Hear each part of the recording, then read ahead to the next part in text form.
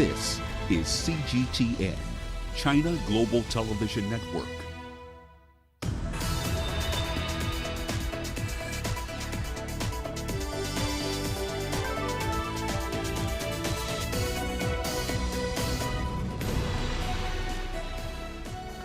Hello there and welcome to Global Business Africa. We'll be giving you insight into Africa's business and financial markets. I'm Uche Okoronkwo coming to you from Kenya's capital, Nairobi. Let's start with a look at the markets. Our global markets were pretty mixed today as investors closed discussions around the U.S. Fed's possible easing of monetary stimulus. MSCI's emerging markets index was up just 0.54% on the day. Now, it was a mostly positive day across Africa. South Africa's main stock index gained 0.5% as we saw mining stocks benefiting from optimism over U.S. stimulus spending that could boost demand for metals. Now, Anglo-American gained 0.5% and its peer BHP Group rose 0.3% on the day, leading the contributors to overall market strength. 0.6%, it snapped 3 days of losses. Fuel and chemicals producer Sasol rallied a further 3.7% to a 7-month high, with oil, of course, poised for the longest winning streak in almost 2 years. Now, also coming up on today's show, the African Union secures 300 million COVID-19 vaccines.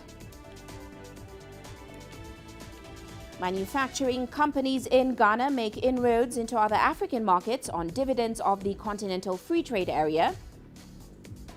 And cosmetics from the prickly cactus pear.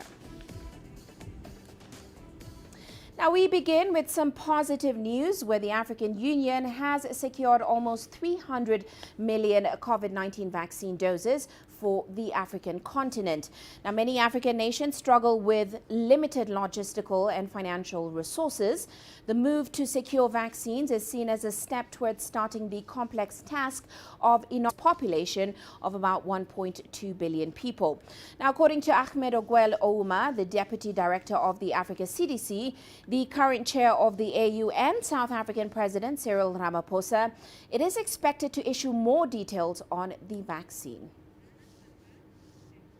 Meanwhile, Africa's new intercontinental free trade deal is paying dividends for manufacturing businesses in Ghana. They are beginning to make inroads into other African markets previously deemed impossible. The African Continental Free Trade Area will likely encourage competition between African brands, but some Ghanaian companies are seeking the government support in order to mitigate against the new cost of doing business. Here's CGTN's Nabil Ahmed Rufai reporting from Accra. Ghana's beverage manufacturing company opened up production. The company is among the first enterprises in the country to export to South Africa under the new trade deal.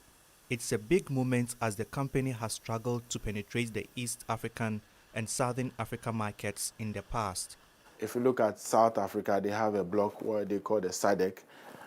They have quota system that prevent, and it's been very, very difficult for us. The introduction of this after, if all those bottlenecks or the quota system duty are taken off, we're going to improve on the volume than before. And I think we will have a clearer opportunity to position our brand or our product in the market to compete. The Continental Free Trade Area aims to remove trade barriers and unleash Africa's economic potential. The hope is that it will lead to a total GDP growth of $3 trillion. Africa's most populous country, Nigeria, is one of the biggest for this company. When the country shut its land borders in Benin in 2019, which lasted for more than a year to check the smuggling of goods, Casaperco says it lost more than $2 million. The spillover effect of Nigeria's action led to a trade dispute with Ghana, resulting in the closure of shops of Nigerian retailers in Accra. Nigeria has now reopened its borders just in time for the implementation of the AfCFTA, and enterprises hope to continue trading in the country. Key strand is to kind of still do the direct exporting to the market, and then also we're looking into the future to do kind of a co-packing or a contract partner joint venture to kind of also start producing the product in in Nigeria. So far, 34 African countries have sealed the pact and are ready to trade among themselves.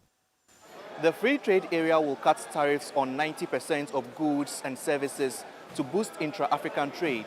Companies like Casapreco are now finding ways to make their products compete better with other African brands that could flood the Ghanaian market as the AfCFTA comes into force. Ghana's government says it's trying to raise awareness on how enterprises can take advantage of the African Continental Free Trade Area. Still, experts say more has to be done to realize the full potential of the trade deal. You also need to help build the capacities of the enterprises so they become competitive. So I think that is where we still need to further engage, and we are still engaging as to how we can help our individual enterprises to really do big ticket business, expand and operate in a way that enables them to produce on large scale so that they're lower and then they can export to the African market. Enterprises like Casapreco want the government to also reduce the lending rate.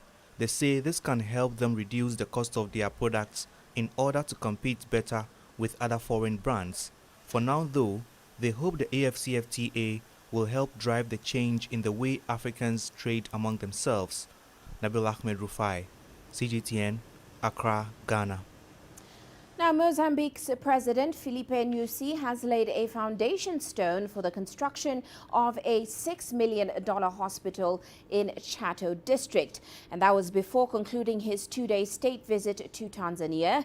He and his Tanzanian counterpart, John Magufuli, vowed to improve investment between the two nations. Here's CGTN's Daniel Kijo reporting. Mozambique's President Filipe Nyusi laid the foundation stone for the construction of the Chato Zonal Referral Hospital.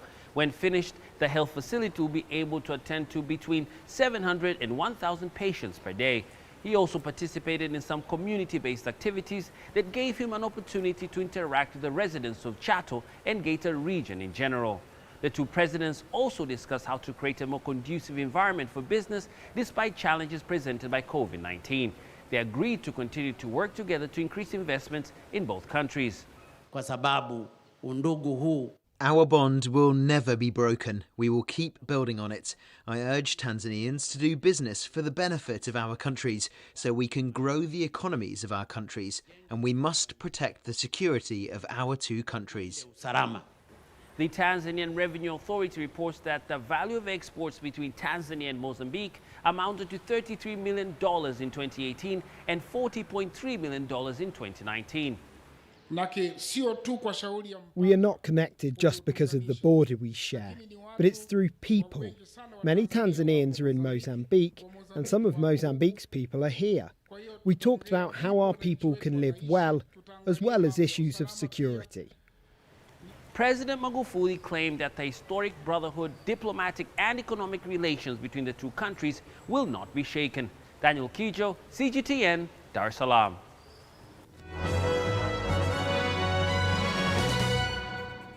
Well, let's turn our attention to some corporate headlines now. Huawei Technologies is positioning itself to get more business in Ethiopia as the country opens up its telecom sector. Now, the company plans to leverage its position as a vendor of the state-owned monopoly, Ethio Telecom, in order to bid for opportunities. Liberalization is at the forefront of the government's planned privatization program in Ethiopia. Meanwhile, DHL Global is investing $8.29 million into a new facility in Johannesburg, South Africa. The new 13,000 square meter facility will be located within the Sky Parks business estate. It will consist of a 10,000 square meter warehouse that enables consolidation of all its customers' warehousing requirements. The facility will include cross-docking, storage, and a platform for break bulk cargo. Meanwhile, Ford workers have protested in the state of Sao Paulo against the closure of 3 engine manufacturing plants in Brazil. On Monday, Ford said it will stop producing automobiles in the South American country, where the company has been operating since 1919. Now, the company said in a statement it will cease production immediately at the factories as the COVID-19 pandemic amplifies persistent industry idle capacity and slow sales. Now, unions of 2 units that will be closed said around 4,800 workers between them are affected. And finally, EU antitrust regulators have given the go-ahead for the London Stock Exchange a $27 billion takeover of Refinitiv. This will create a stronger competitor to a financial data leader, Bloomberg. Now, the LSE said the deal remains subject to a small number of merger control and financial regulatory and authority approvals. And that is a look at our corporate headlines.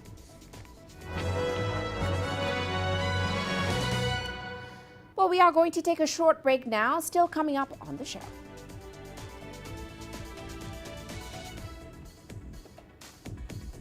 Angola granted $487 million in credit by the IMF, but the money is not enough. And Nigeria has released $31 million to support its poultry industry. Every story starts out like this.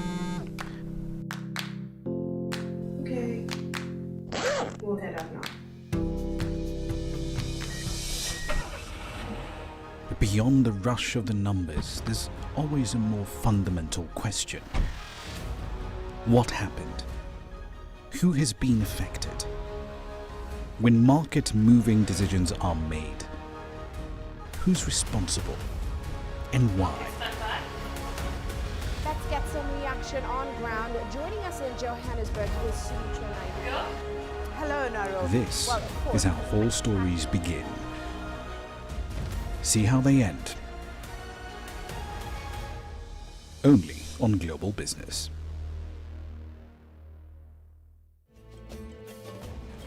There's more to this place than just glorious landscapes. There's more to it than just, say, Table Mountain or glorious, endless salt flats.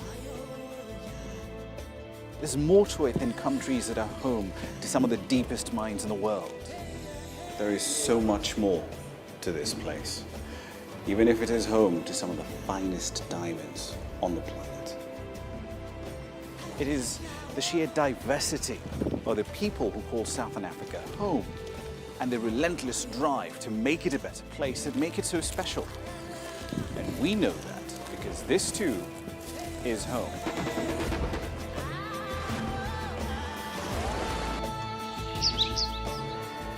No one knows Southern Africa like we do. CGTN. See the difference.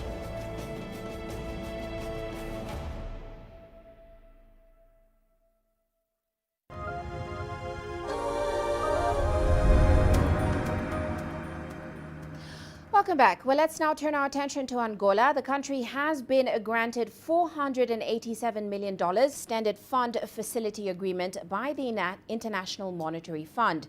The grant will be used to restore its external and fiscal sustainability, as well as improve governance and diversify the economy in order to promote sustainable economic growth driven by the private sector.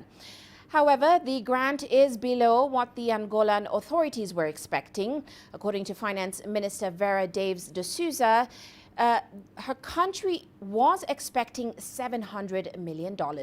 Now, this new financing brings the total amount granted by the IMF to the Southern African nation to about $3 billion. Well, let's now take this all apart with Nathan Hayes, an analyst with the Economist Intelligence Unit, and he's joining us live now. Great to have you on the show with us, Nathan. Now, of course, Angola, it is already one of the continent-exposed borrowers. It is also an oil producer. So that basically means that its debt dynamics are also highly sensitive to, of course, the oil price volatility. So give us a sense of how much this extended fund facility will help the country's prospects going forward.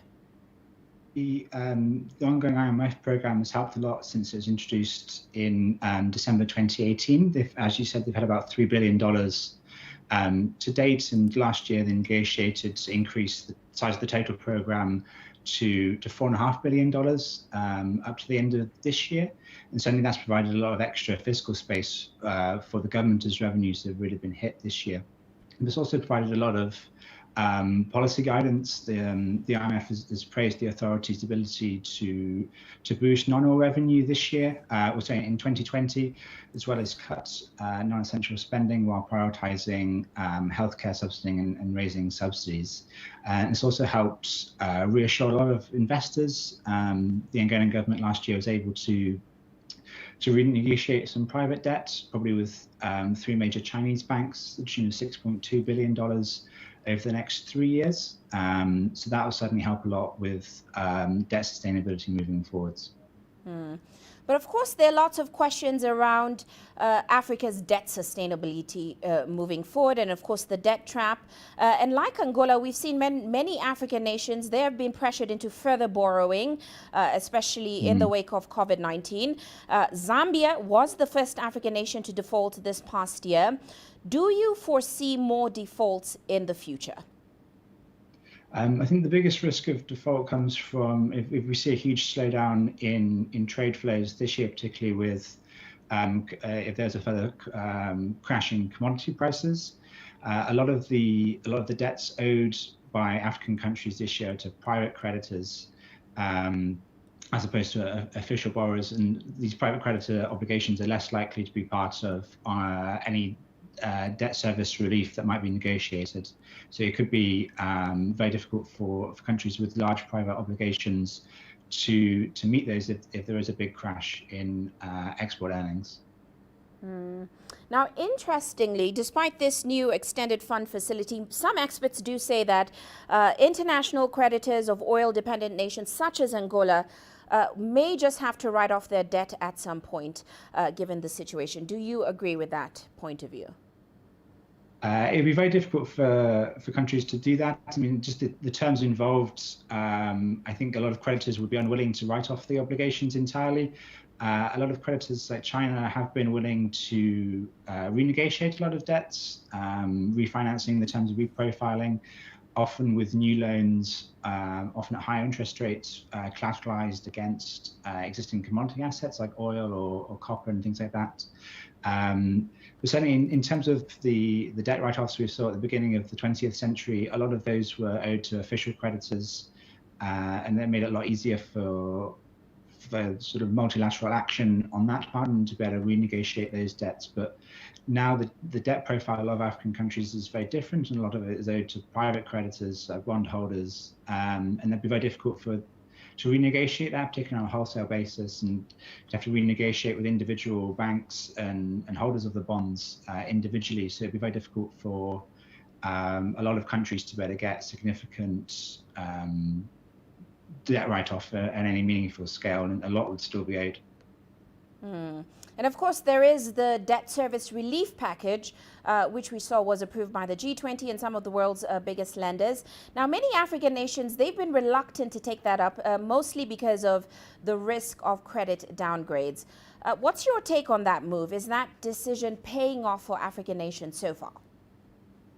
It's a very diversified picture. A lot of African governments have been very grateful to receive the extra fiscal space that the G20's debt service suspension initiative afforded them. Countries like Angola, they're not going to be able to go to the Eurobond market this year, most likely, because it'd be very unaffordable yields for them. But other countries like Cote d'Ivoire have been able to issue a Eurobond this year. And Ghana have said that they'd like to issue about $5 billion, which would be their biggest single issuance, I believe. And they were unwilling to take up the G20's offer for fear of affecting their credit rating. But I mean, their fiscal picture is quite weak anyway, due to hugely increased spending in 2020 ahead of the election, as well as the coronavirus pandemic relief efforts. So the fiscal picture there is not looking particularly brilliant. And I don't think taking up the G20's offer would have greatly impacted their ability to be able to do that.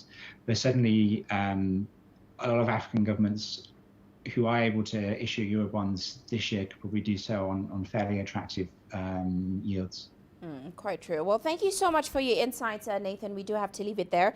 That, of course, is Nathan Hayes. He's an analyst with the Economist Intelligence Unit. Well, let's turn our attention now to Nigeria.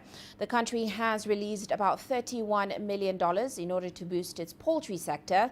The once flourishing subsector was at the brink of collapse following shocks which were created by the COVID-19 pandemic.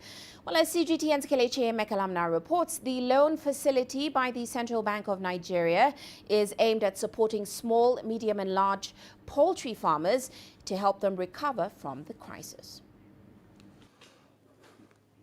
Empty bird cages. That's the new reality for Sulham Farms, a poultry farm in Nigeria's capital, Abuja. The farm, owned by Hamidu Usman, has a 15,000 bird capacity and a daily production of 3,000 eggs. But Hamidu's business has been battered by several issues, including costly grains and the outbreak of the COVID-19 pandemic. He has lost over 70% of his earnings and 80% of his workforce. Now, the government's $31 million loan facility may be what agribusinesses such as Sulham Farms need at this time. This has gladdened my heart, and I hope it is realizable. It will greatly assist farmers like me to boost our production. As that when finally government decided to disburse this loan, they should please look for actual farmers, not paper farmers. They should go, if possible, visit their farms and see what they have before releasing the loans to them. The poultry industry is key to Nigeria's economic rebound, accounting for 25% of the agricultural GDP and nearly 10 million jobs. But industry players have raised the fear of a collapse in the sector and badly timed interventions. So the Nigerian government is very, very reactive. And the interventions that they've given the poultry industry, it's not even a proactive to even improve the produce sector. Now that they are bringing money to the produce sector is because the sector is almost at a collapse. Though a step in the right direction, the intervention isn't all that's required to redeem the agricultural subsector. As much as the government can do, the Poultry Association of Nigeria also have a lot to do in educating their farmers on the right system of poultry farming. So government needs to look at all the value chain, from production of the crops to the feed millers to the poultry farmers that will use it, and to also help them to educate them in the best practices. The government has since placed a ban on its importation in a bid to conserve its forex reserves. In addition to the recent intervention, poultry farmers are asking for a temporary relaxation on the ban in order to reduce the cost of feeds. This is even as Nigeria looks to expand its maize production in the next planting season. Kelechi Emekalam, CGTN Abuja, Nigeria. And to Egypt now, annual inflation in urban parts of the country grew at a slower pace in December, potentially clearing the way for the central bank's focus to be on the global impact of the coronavirus pandemic. Now, year-on-year inflation slowed to 5.4% from 5.7% in November. That's according to the state-run statistics agency CAPMAS. Here's CGTN's Yasser Hakim examining the implications of the latest consumer price index data. December's lower inflation rates compared to November was occasioned by the drop in food prices, especially vegetables, which fell by an average 10% after a 25% increase in November. Food and beverages, which comprise the largest single compound of the inflation basket, fell 1.2% on a monthly basis. The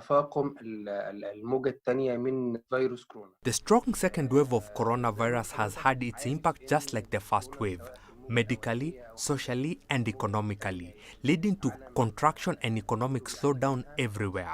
Prices or inflation have dropped because there is no high purchasing power like before. The citizen is now more aware because of the circumstances.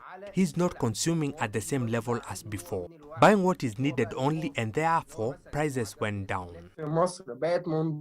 This could be good news for consumers, but not for the International Monetary Fund or Egypt's central bank.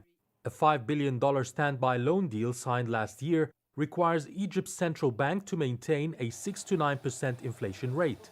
Lower than 4% would trigger intervention from the Bretton Woods institution. This has already happened last year in October. When inflation is between 6% and 9%, it's considered a healthy margin for many economies and not just in Egypt. It reflects the stability of the economy and it's a safe level of inflation. Not every price drop or reduction in inflation is good or positive. The economy is dynamic. When inflation falls drastically or at a quick pace, this leads to more recession. Simply, if you have a huge supply without demand for it, this stagnates the economy.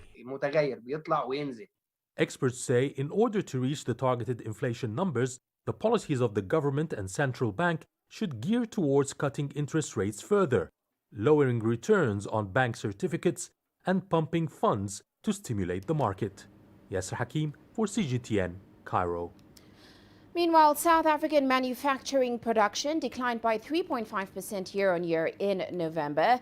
That's down from a growth of 3.2% September to October.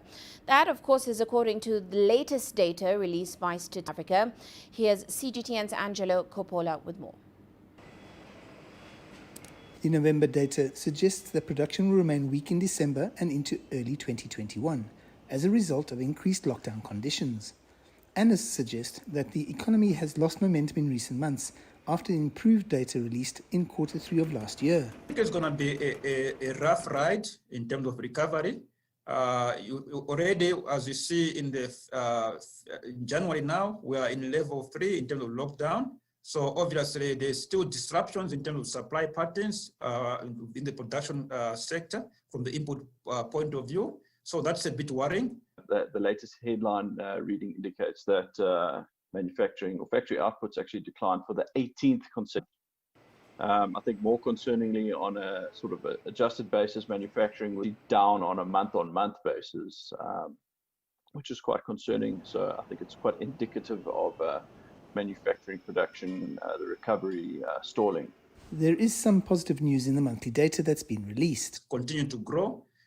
If you look at the figure from comparing, let's say, with October, the October figure was 221 billion in terms of rands, in terms of sales. We've moved to 225 billion in terms of sales in November. The sales of electrical machinery growing by almost 8%, as well as parts and accessories segment for the motor vehicles manufacturing growing 42% year-on-year in November.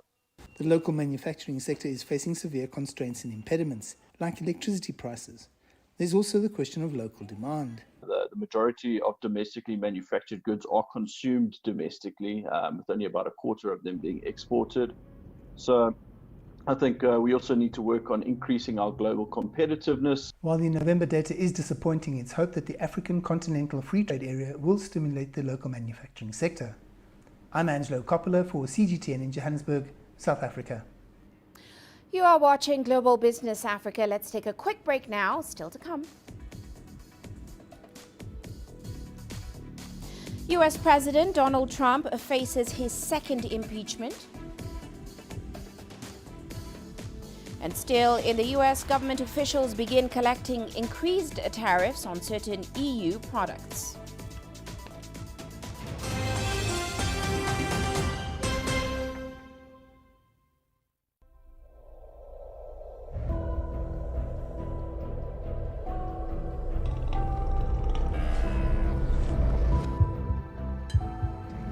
Taken me completely out of my depth, but at the same time it's exciting. It's new, it's different, it's a challenge. It's really exciting.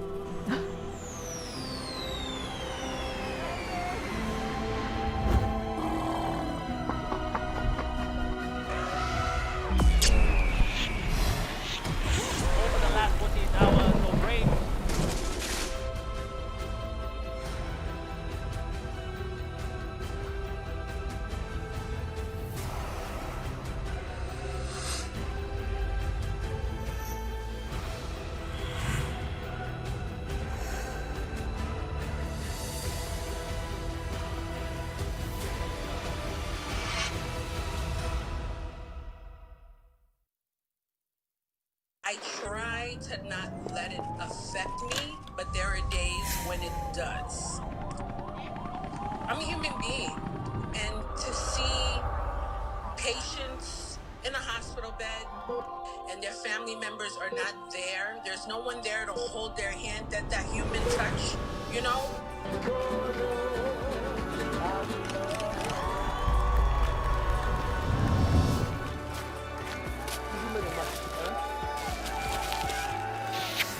I just hope everyone can remember that the situation is not permanent and that everything will get better eventually.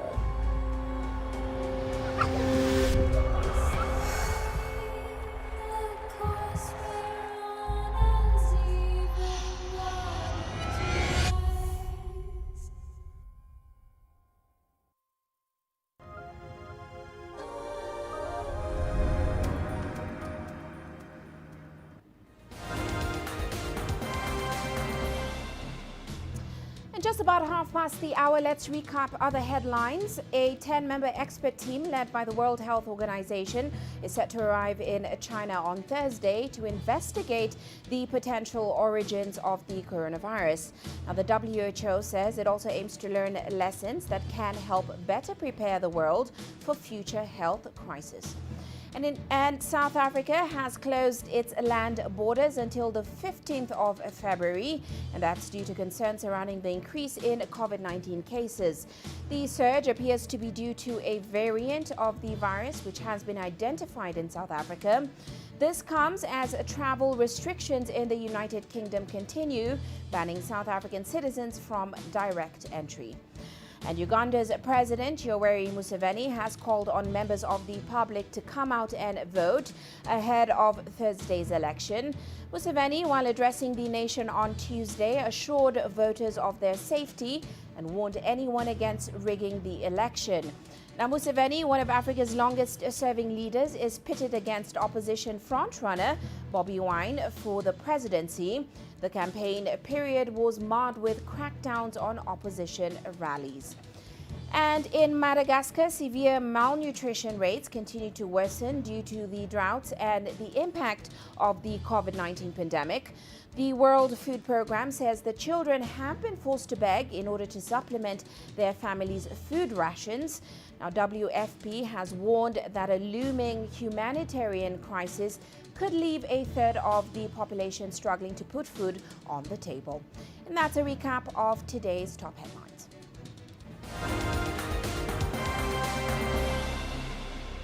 Well, let's get you some international news now. The U.S. House of Reps is debating to vote on a Trump impeachment resolution.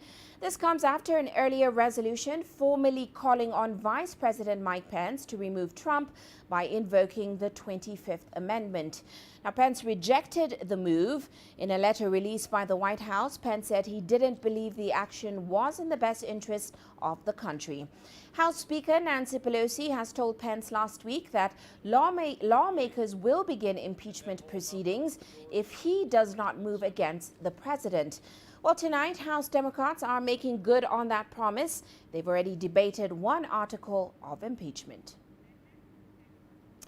And the Democrat lawmakers are pulling out all the stops to remove Trump. Here's CGTN's Timothy Ulrich explaining the laws they're using.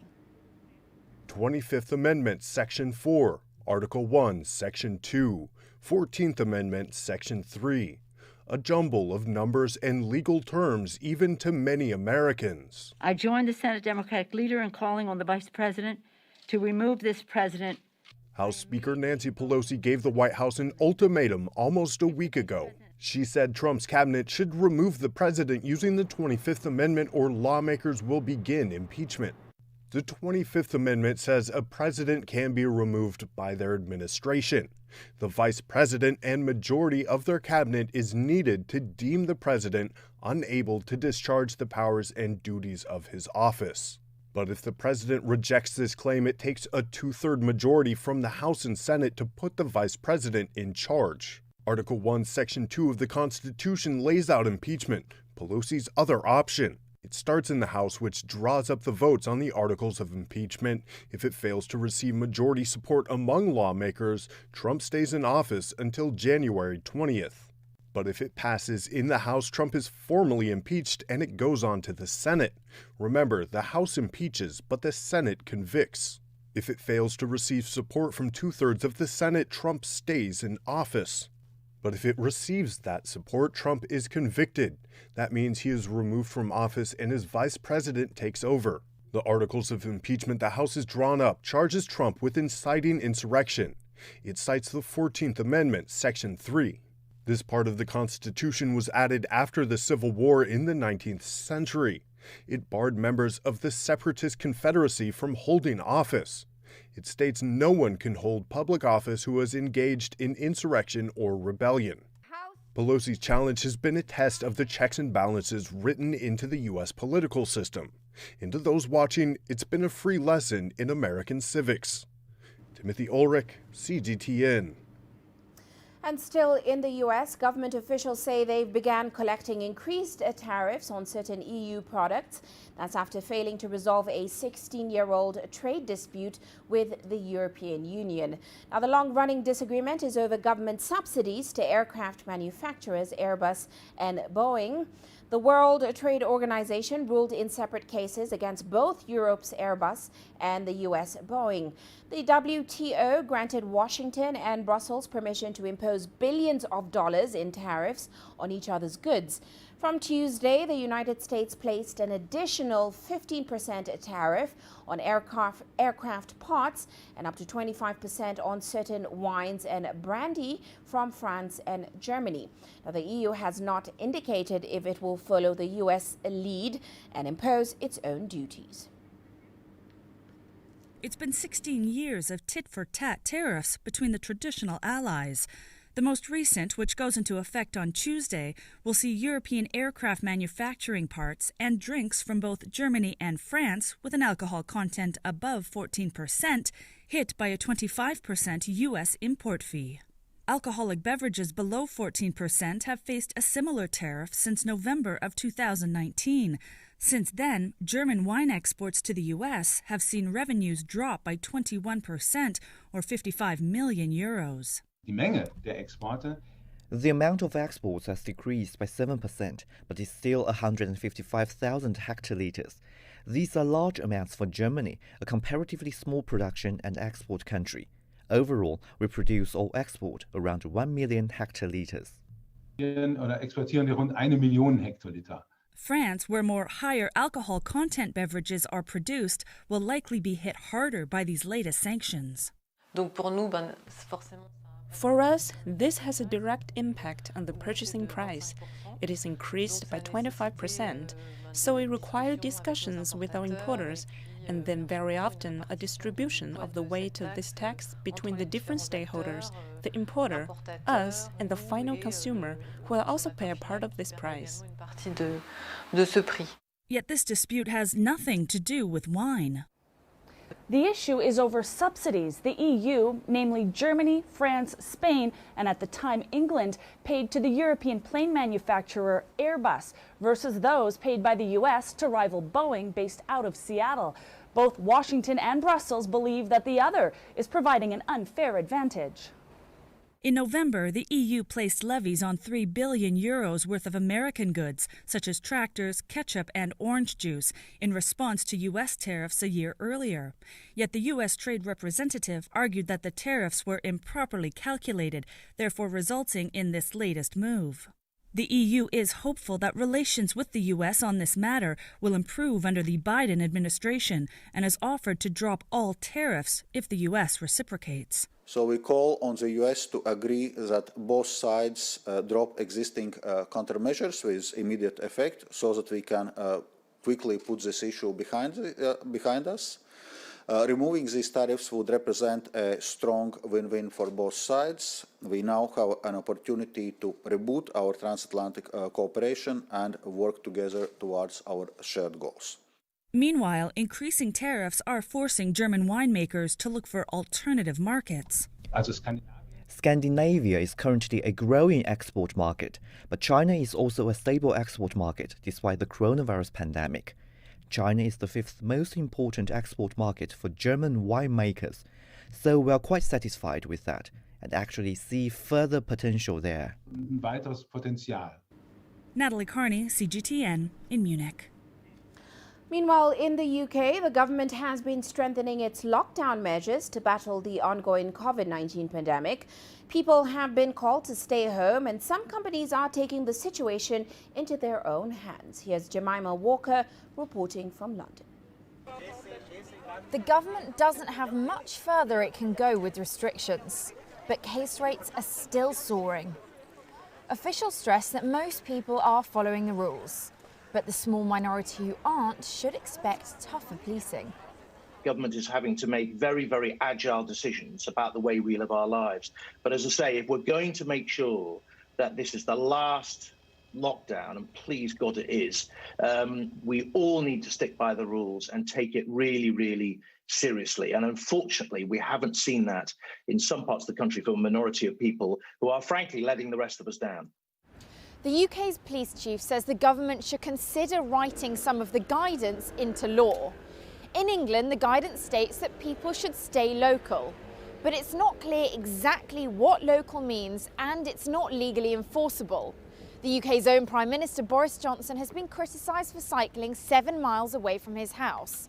But his own government says that's fine and that he wasn't breaking any rules. Private companies are taking their own steps to toughen up regulations. The supermarkets, Morrisons and Sainsbury's, say shoppers who aren't wearing masks and who don't have special dispensation will have to leave the store. That's the best initiative ever, because I think it was the wrong move to say from other supermarkets we don't police it. They should have done stuff a lot earlier, definitely. Why are they changing it now? Meanwhile, the ramifications of the past year's lockdowns are being borne out on the high streets, with retail sales in 2020 being the worst in 25 years. Sales in physical non-food stores plunged by a quarter compared to a year before. With no end date to the lockdown in sight, we could be seeing a lot more shuttered shops in the months ahead. Jemima Walker, CGTN, London. Now, homeschooling is one of the many measures used to keep children and teenagers safe during the pandemic, but it remains a challenge for families who cannot afford laptops or even internet access. Nicole Johnson with a story. It's hard enough homeschooling your children, but try doing it without having the internet connected at home. That's what Alexis Wright and her son are dealing with. There's no laptops, no internet, and I've only got my phone, so which is I pay for internet on my phone, which automatically goes in like 2 weeks because they're just constantly on it. The government has promised to deliver more than 200,000 laptops to disadvantaged children, but thousands of kids are still waiting. Delivery of laptops and tablets continues at pace. Now the government says if you don't have a laptop, you can go back inside the classroom. But teachers say that's not practical either. It's another decision taken in Whitehall, which is left to head teachers like myself and others around the country to put into practice something that's just unworkable. If I was to have all the children in school without digital devices at home, I would have to have 302 children in this school tomorrow, which defeats absolutely everything about a national lockdown. A study found that 60,000 children aged 11 to 18 in the UK don't have internet at home. 700,000 children don't have a laptop, computer or tablet, and half of all families earning less than $17,000 a year have no internet. And it's not just children suffering from the so-called digital divide. 1 in 5 people across the UK lack basic digital skills. If you're poor, you have even less chance of being online. Some families are having to choose between paying for internet or buying food. So what's one less? Sandra Wagner's 6 children share 1 laptop for school, and she can't afford to buy more. I definitely can't afford to go out and purchase other laptop. If I was given the option to send them back, I'd be happy for them to do so, because they've already lost enough. Months of lost education is hard to make up. Another casualty of the pandemic. Nicole Johnston, CGTN, London. Well, let's move on now. The digital renminbi, a virtual currency administered by the central bank in China, has finally arrived in Shanghai. After test runs in several other cities, it's now in use at the city's Tongren Hospital, providing staff with an easy way to pay for their meals in the canteen. Here's CGTN's Chen Tong taking a closer look. Buying breakfast in the hospital's canteen is part of Dr. Yu Yiming's daily routine, but now he has a new way to pay for his meal. A digital currency card issued by the Postal Savings Bank. Just touch the card to the payment terminal and it's taken care of, and shows the remaining balance as well. It's just like using a MetroCard. It's convenient, and you know how much you have spent and how much is left in your card. The payment process is simple, but this simple process is a large step forward. What the bank card holds is the digital renminbi, not a cryptocurrency, but a new experiment currency issued and managed by China. Its development and application will help to meet demand for a legal digital economy, while also improving the convenience and the security of retail payments. The digital currency has also been tried out in the cities of Shenzhen and Suzhou, but Tongren Hospital's test is the first one in Shanghai. We are planning to open for 2,000 employees in January. We hope the currency can come into public use for things like paying for appointment bookings and registrations. The People's Bank of China and Ant Group have also been running a test in a bubble tea shop in the city's financial center of Lujiazui. While China's digital currency test runs are still low profile, they are getting a good deal of global attention.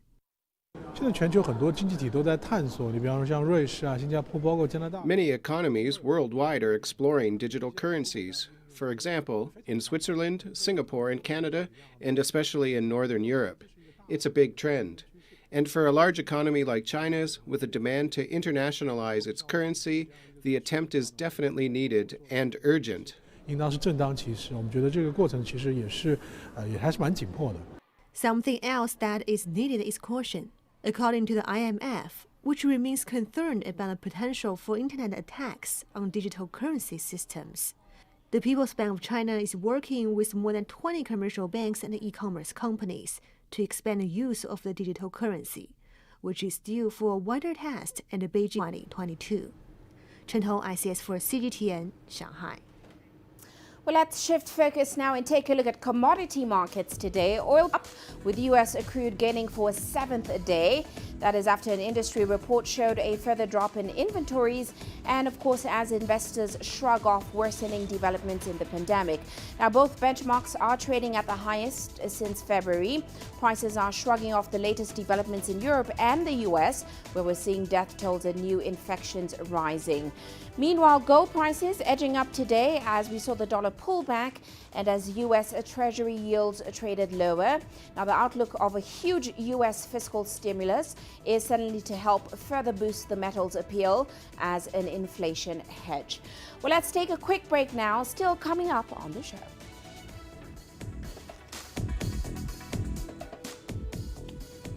An entrepreneur in Tunisia develops cosmetics from the prickly cactus pear.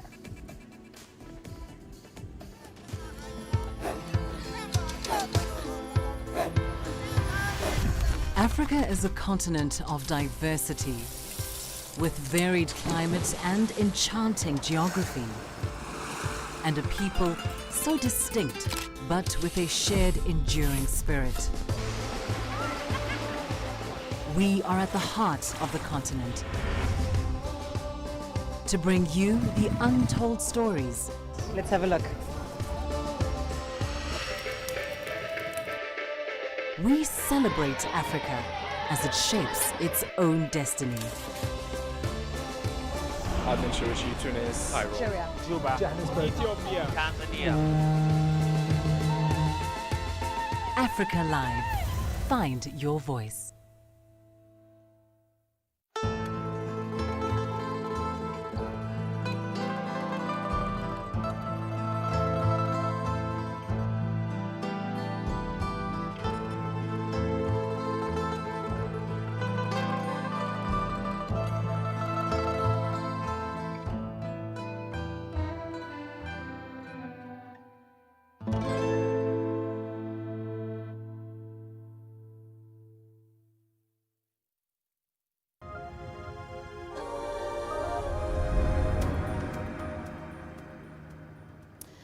Now, the cactus pear, or the prickly pear, is known as the fruit of the poor in Tunisia. But an entrepreneur in the North African nation is now tapping into this organic fruit by extracting its vegetable oil for sale in the health and cosmetic industry. Here's Adnan Shaushi with the story. Ibtihal Mbarak is one of the most talented and successful businesswomen in Tunisia. For several days each week, she drives for miles to reach her farm in the town of Benin from the coastal governorate of Monastir in northeastern Tunisia. It's at this farm where she harvests the prickly pear fruit, which takes place after months of patience. The stems of the fruit produce tons of the colorful and succulent organic Barbary fig. The organic prickly pear fruit picking season starts in September and October. I usually test the quality of the fruit to know if it has reached maturity to produce the required sugar level that will help in the natural fermentation to transform it into vinegar. I also look at the number of seeds. If one picks the fruit too early, the quantity of oil in the seeds is not profitable.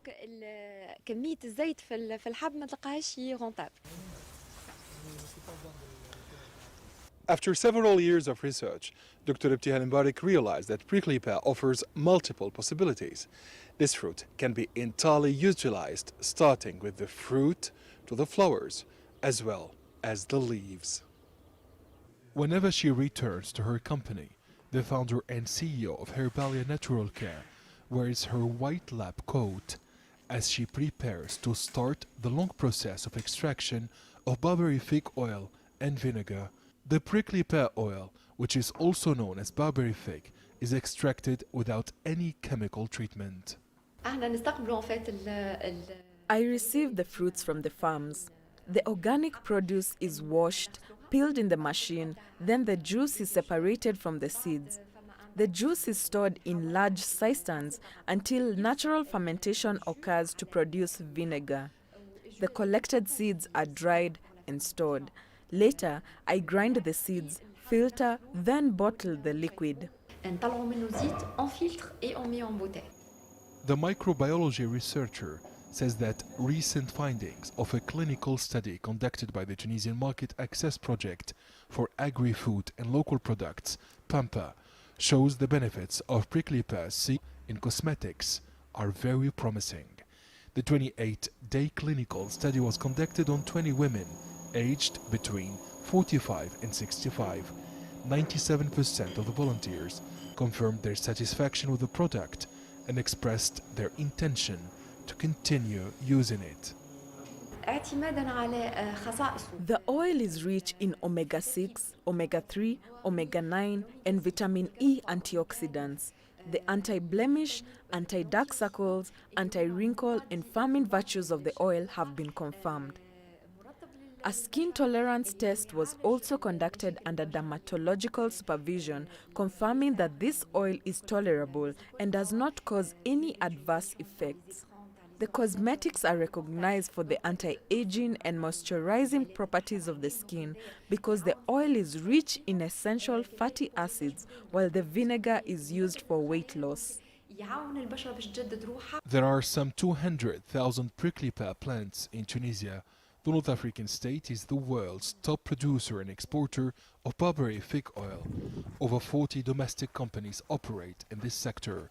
Ibtihal's enterprise also produces cosmetics from natural herbs. With the support of her husband and family, this entrepreneur is hopeful to export products to the international market. Adnan Shawishi, CGTN, town of Benin, Monastir, Tunisia. And hundreds of dead fish have washed ashore at Uganda's Lake Victoria without a clear cause.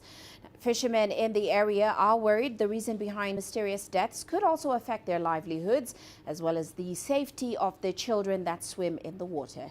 Let's take a look. This is not an unusual sight for fishermen on Lake Victoria. Uganda's Ministry of Agriculture says a lack of oxygen is possibly the reason for the tons of dead fish. A ministry statement says recent storms on the lakes could have caused mixing of different waters, reducing the oxygen levels in Lake Victoria as a result. However, residents in the area say the death rate this time round is much higher than in the past. Some people say the lake froze at the bottom, which is causing the fish to freeze to death. Most of us don't know why. Some people eat them and nothing happens to them. We tell them it could be poisonous. But it does not appear to be so, because if it were poisonous, they would be dead by now.